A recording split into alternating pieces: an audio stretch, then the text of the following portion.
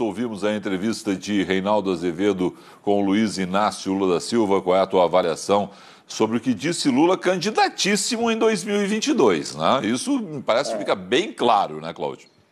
Olha, como sempre, eu começo dizendo para você aquilo que eu digo para todos os jornalistas quando eu faço entrevista. Nessa entrevista aqui só vale a verdade, a pura verdade, somente a verdade.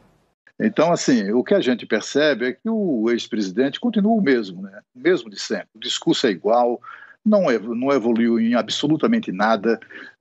As declarações dele parecem saídas das catacumbas, de tão antigas, tão velhas, tão gastas, e isso é marcante no discurso do ex-presidente. Eu imaginava o ex-presidente, depois de tantas provações, que ele se apresentasse publicamente um homem mais renovado, inclusive mais sintonizado com os novos tempos. O fato é que o ex-presidente exercitou durante a entrevista, não é, Felipe, uma das suas principais características, que é o de saber mentir como pouca gente. E ele mente com tal convicção que as pessoas às vezes até ficam em dúvidas, né? Este senhor que está aqui na tela, dividindo a tela comigo, foi condenado sem prova, ficou 580 dias na cadeia. Em quais páginas da sentença do Moro estão as provas contra o Lula? Eu quero as provas contra o Lula, não as ilações contra o Lula. O Ministério Público denunciou uma coisa, tem que ter a prova. Não tem. E essa é a minha primeira pergunta. Eu digo sempre que eu tenho sempre a mão de Deus ou da minha mãe guiando meus passos, porque eu sou um homem que não costuma acumular ódio dentro de mim. E quando eu cheguei na cadeia, eu fiquei pensando, não é possível que essa gente tenha inventado uma mentira, sabe, sem prova nenhuma, porque não tinha uma vírgula. Eu tenho desafiado, Reinaldo, o mundo para mostrar uma prova de acusação contra mim. Ele mente, por exemplo, quando ele disse que foi condenado sem provas. Isso não é verdade.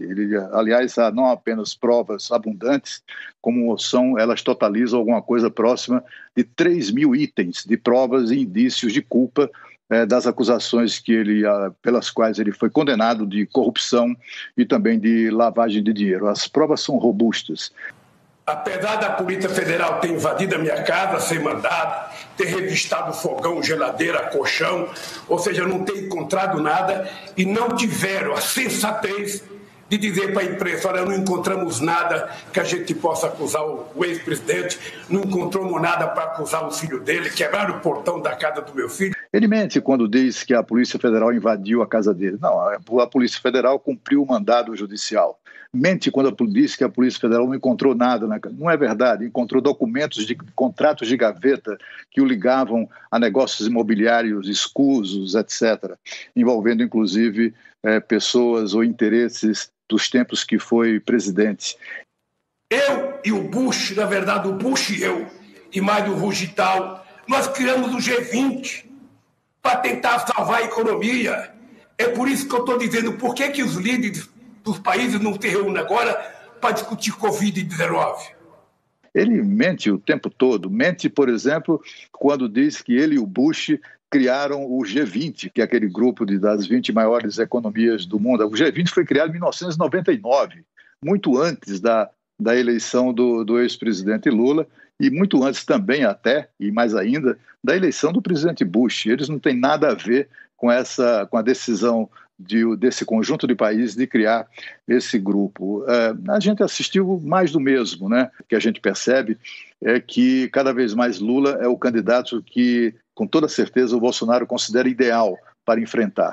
É alguém que, ao contrário do que diz, é condenado, ele está condenado, inclusive. Ele será julgado em outros casos, há 7 processos de tráfico de influência, de corrupção, lavagem de dinheiro, formação de quadrilha, enfim, tem muita coisa ainda que o Lula precisa enfrentar adiante, ainda que esteja elegível para 2022.